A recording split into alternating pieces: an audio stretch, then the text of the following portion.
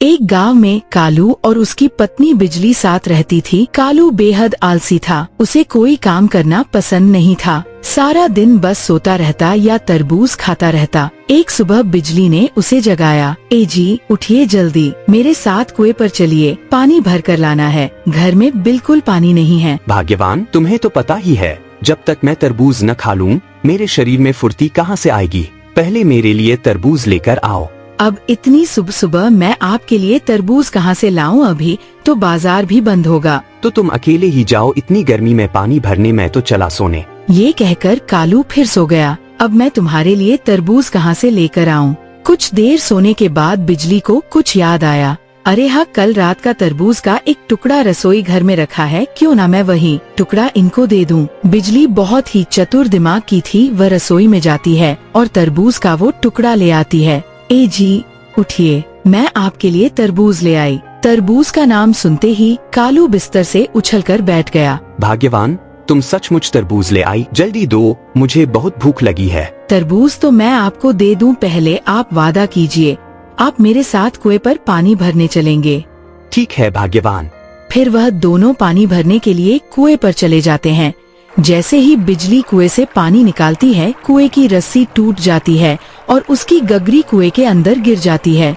हाय राम, ये क्या हो गया?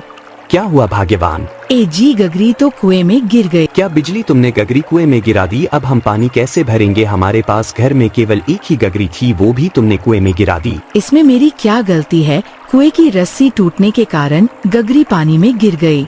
लेकिन अब क्या करें? अरे करना क्या है, जाइए और कुएं में उतरकर गगरी ले आइए। क्या तुम मुझे मारना चाहती हो? ना बाबा, ना, मैं कुएं में नहीं उतरूंगा। ये ऐसे नहीं मानेंगे, लगता है मुझे कुछ करना पड़ेगा।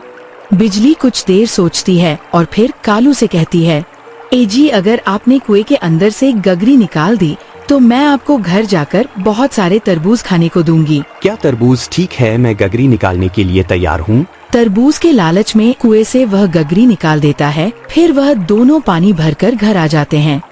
भाग्यवान, मेरे तरबूज कहाँ है? जल्दी से दो मुझे। हे भगवान, क्या करूं मैं इस आदमी का? तरबूज के अलावा इसके दिमाग में कुछ सूझता ही नहीं। अब इसे तरबूज कहाँ से लाके दूं? भाग्यवान, अगर तुमने मुझे तरबूज लाकर नहीं दिया तो मैं आपसे तुम्हारा काम बिल्कुल भी नहीं करूँगा। मैं जा रहा हूँ। कालू के जाने के बाद तभी वहाँ पर बिजली का भाई छगन आ जाता है। और बहन, कैसी हो? अरे छगन, तू यहाँ आज कैसे आना हुआ? कहीं नहीं बहन, बस तुमसे मिलने का दिल किया तो अचानक चला आया। अरे छगन, तू वहाँ क्यों खड़ा है? अंदर आना। फिर छगन घर के अंदर आता है और बिजली से पूछता है, और बहन, घर में सब ठीक तो है ना? मैं तुझे क्या बताऊँ, तेरे जीजा जी ने तो घर सर पर उठा रखा है। ऐसा क्या कर दिया जीजा जी ने जो तुम उनसे इतना गुस्सा हो? अब क्या बताओ, तेरे जीजा जी के सर पर तरबूज का भूत सवार है। क्या तरबूज? बहन, मैं कुछ समझा नहीं। तेरे जीजा जी को कुछ काम के लिए बोलो तो महाराज को एक तरबूज खिलाना पड़ता है, उसके बाद ही वो काम करते हैं। अब तू ही बता छगन, उनके लिए मैं रोज रोज तरबूज लाऊं कहाँ से? ये सुनकर छगन जोर जोर से हंसने लगता है। मैं यहाँ इस आदमी से परेशान हूँ और तुझे हंसी आ रही है। यह तो बड़ी ही गंभीर समस्या है, इसका तो कुछ इलाज करना पड़ेगा। हाँ छगन, कुछ सोच नहीं तो ये आदमी मुझे भी तरबूज बनाकर छोड़ेगा। छगन कुछ देर सोचता है, फिर बिजली से कहता है, मेरे पास एक तरकीब है, सुनो। फिर छगन बिजली के कान में वह तरकीब बताता है। अरे वाह छगन, समझदारी के मामले में तो तू बिल्कुल मुझ पर गया है। फिर छगन अपने घर चला जाता है। अगले दिन बिजली कालू को उठाती है। मेरे पति परमेश्वर, उठ जाइए, सुबह के 10 बज गए हैं। क्या हुआ भाग्यवान? थोड़ी देर और सोने दो, जाओ यहाँ से। हे ऊपर वाले, मैंने ऐसा क्या पाप कर दिया था जो तूने इस मूर्ख पति को मेरे गले बांध दिया? बहुत देर जगाने के बाद कालू नहीं उठता और अंत में बिजली उस पर एक बाल्टी पानी डाल देती है। अरे कौन है? बचाओ मेरे तरबूज। बिजली, कोई मेरे तरबूज ले गया। अरे कोई नहीं ले गया आपके तरबूज। अब चलिए जल्दी, खेत पर हमें खेती भी तो करनी है। मुझे नहीं जाना खेत पर, तुमको जाना है तो तुम अकेले जाओ। ऐसे नहीं मानेंगे, लगता है मुझे छगन भैया की तरकीब अपनानी ही होगी। बिजली कालू से कहती है, ए जी, आपको तरबूज खाने हैं ना? हाँ भाग्यवान, कहाँ है तरबूज? अगर आपको तरबूज खाना है तो आपको मेरे साथ खेत पर चलना पड़ेगा। क्या हमारे खेत पर तरबूज लगे हैं? ही हमारे खेत में सोने का घड़ा कहीं पर मौजूद है। तुमसे किसने कहा कि हमारे खेत में सोने का घड़ा है? हमारे पूर्वज जी तो बता कर गए थे, आप इतनी जल्दी भूल गए। मुझे तो कुछ भी याद नहीं है। अरे आप चलिए तो सही, अगर वो घड़ा हमको मिल गया तो सोचिए हम आपके लिए कितने सारे तरबूज खरीद सकेंगे। क्या तुम सच कह रही हो बिजली? मैं भला आपसे कभी झूठ बोल सकती हूँ? कालू बिजली की मीठी मीठी बातों में आ जाता है। अगर इनसे मैंने खेती ना करवाई ना तो मेरा नाम भी बिजली नहीं। एजी, मुझे लगता है सोने का घड़ा खेत के अंदर दबा हुआ है। हमको खेत की जमीन को खोदना चाहिए। क्या हमको पूरा खेत खोदना पड़ेगा? जी हाँ, हमको ये थोड़ी पता है कि घड़ा कहाँ पर है। फिर कालू यह सोचकर पूरा खेत खोदने लगता है कि उसके अंदर सोने का घड़ा मौजूद है और इधर बिजली बिंदास पेड़ की छांव में बैठी है। काफी देर खोदने के बाद कालू पूरा खेत खोद देता है। फिर बिजली से कहता है, भाग्यवान, मैंने पूरा खेत खोद दिया लेकिन इसमें से तो घड़ा निकला ही नहीं। इनसे पूरा खेत तो खुदवा लिया, अब बारी है तरबूज के बीजों को बोने की। क्या सोच में पड़ गई भाग्यवान, अब क्या करें, इसमें से तो घड़ा निकला ही नहीं। ए जी, हमें खेत में कुछ बीजों को बोना पड़ेगा। जब चिड़िया खेत में दानों को चुगेगी तो शायद हमको घड़ा दिख जाए। भाग्यवान, तुम्हारा दिमाग तो बहुत तेज चलता है, तुम्हारे दिमाग की तो दाद देनी पड़ेगी। फिर से बिजली की बातों में आ जाता है और पूरे खेत में उन तरबूज के बीजों को बोने लगता है। कालू ने घड़े के लालच में वह सारे बीज खेतों में बो दिए। मैं तो बुरी तरह से थक गया। अरे भाग्यवान, सुनती हो, मैंने सारे बीज बो दिए लेकिन अभी तक एक भी चिड़िया नहीं आई। ए जी, मुझे लगता है इससे भी काम ना बनेगा। हमको खेतों में पानी देना चाहिए, इससे मिट्टी ऊपर आ जाएगी और हमको घड़ा आसानी से दिखने लगेगा। एक बार फिर कालू बिजली की झूठी बातों में आ जाता है और उसके कहने पर पूरे खेतों में पानी देने लगता है।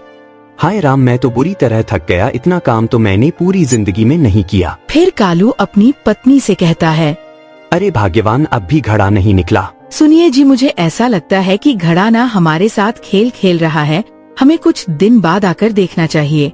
फिर बिजली कालू से सारा काम करवा कर उसे घर ले जाती है। अब कुछ ही दिन बाद हमारे खेतों में तरबूज लगने लगेंगे और उनको बेचकर हमारे घर का गुजारा हो जाएगा। ऐसा करते करते पूरे 2 महीने बीत गए और फिर एक दिन कालू बिजली से बोला, बिजली, सुनती हो, पूरे 2 महीने बीत गए हैं, हमको खेत पर जाकर देखना चाहिए, शायद अब हमको घड़ा मिल जाए। आप सही कह रहे हो, हमें खेत पर जाकर देखना चाहिए। जैसे ही कालू बिजली के साथ खेतों पर पहुंचा तो उसकी आंखें फटी की फटी रह गई। वह देखता है कि खेत पर बहुत सारे तरबूज लगे हुए हैं। बिजली, हमने तो तरबूज लगाए ही नहीं थे, तो ये इतने सारे तरबूज कहाँ से आ गए? जी, यह सब आपकी ही मेहनत का फल है। बिजली के इतना कहते ही कालू सब समझ जाता है और वह यह भी जान जाता है कि खेत में कोई घड़ा नहीं है। बिजली, मुझे सब पता चल गया है कि तुमने घड़े के लालच में मुझसे खेती करवाई थी। मुझे माफ कर दीजिए जी, लेकिन आप भी तो अपने आलस के कारण कुछ काम नहीं करते थे, इसलिए मुझे ये सब आपसे करवाना पड़ा। फिर बिजली बाजार में बेचने के लिए अपनी टोकरी में तरबूज को तोड़कर रखने लगी और कालू बिंदास बैठकर तरबूज खाने लगा। भाग्यवान, हमारे खेत के तरबूज तो बहुत ही स्वादिष्ट है, इनको खाने में तो मजा ही आ गया। फिर दोनों बाजार में तरबूज बेचने के लिए चले जाते हैं। फिर कालू आवाज लगाते हुए ग्राहकों को बुलाता है, तरबूज ले लो, स्वादिष्ट मीठे तरबूज ले लो, एक बार खाओगे बार बार आओगे, तरबूज ले लो तरबूज। कालू की आवाज सुनकर एक पक्षी आकर बोलता है, अरे भाई, तरबूज कैसे दिए? भैया जी, सिर्फ 20 का एक तरबूज है।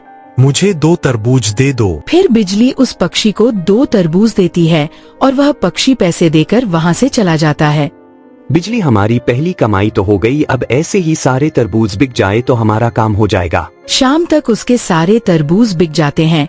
घर पहुंचकर दोनों पैसे गिनने लगते हैं। फिर बिजली कालू से कहती है, ए जी, आज तो हमको बहुत ही अच्छा मुनाफा हुआ, कल से हम बाजार में ज्यादा तरबूज लेकर जाएंगे। हाँ भाग्यवान, तुम सही कहती हो, कल से हम ज्यादा तरबूज लेकर जाएंगे। अगले दिन दोनों तरबूज लेकर बाजार पहुंचते हैं और फिर से कालू आवाज लगाता है, तरबूज ले लो, लाल लाल तरबूज, एक बार खाओगे तो बार बार आओगे। दोनों तरबूज बेच ही रहे होते हैं, तभी व्यापारी आ जाता है और, भाई, तरबूज कैसे दिए? मालिक, सिर्फ 20 का एक तरबूज है, आपको कितने तरबूज चाहिए? कल यहाँ से एक लड़का तरबूज लेकर गया था, वो मेरा ही आदमी था, मैंने तुम्हारे तरबूज खाकर देखे हैं, तुम्हारे तरबूज तो बहुत ही स्वादिष्ट हैं। धन्यवाद मालिक। तो बताइए कितने तरबूज दूं? देखो भाई, मैं एक व्यापारी हूँ, मुझे यह सारे तरबूज चाहिए। ठीक ठीक दाम लगा दो, सारे तरबूज ले लूंगा। फिर वो व्यापारी उनसे सारे तरबूज खरीद लेता है और कहता है, मुझे और भी तरबूज बाहर बेचने के लिए चाहिए, तुम्हारे पास क्या और भी तरबूज है? हाँ मालिक, हमारे खेत पर और भी बहुत सारे तरबूज लगे हैं। तो ठीक है, कल सुबह मैं तुम्हारे खेत पर आ जाऊंगा तरबूज लेने। जी मालिक। यह कहकर वह व्यापारी वहाँ से चला जाता है। ए जी, हमारे सारे तरबूज बिक गए, चलिए घर चलते हैं। दोनों तरबूज बेचकर घर आ जाते हैं और आज का मुनाफा जोड़ने लगते हैं। जी, आज हमें कल से ज्यादा मुनाफा हुआ है। हाँ भाग्यवान, कल तो हमारे सारे तरबूज बिक जाएंगे। यह कहकर दोनों सो जाते हैं। अगले दिन वो व्यापारी कालू के खेत पर पहुँच जाता है। मैं अपने आदमी से कहकर यह सारे तरबूज ट्रक में भरवा लेता हूँ। सारी तरबूज ट्रक में भर कर ले जाता है। बिजली ने अपनी सूझबूझ से अपने आलसी पति को ठीक किया और उन तरबूज के पैसे से उन्होंने एक बहुत ही बड़ा घर बनाया और वो दोनों हंसी खुशी रहने लगे।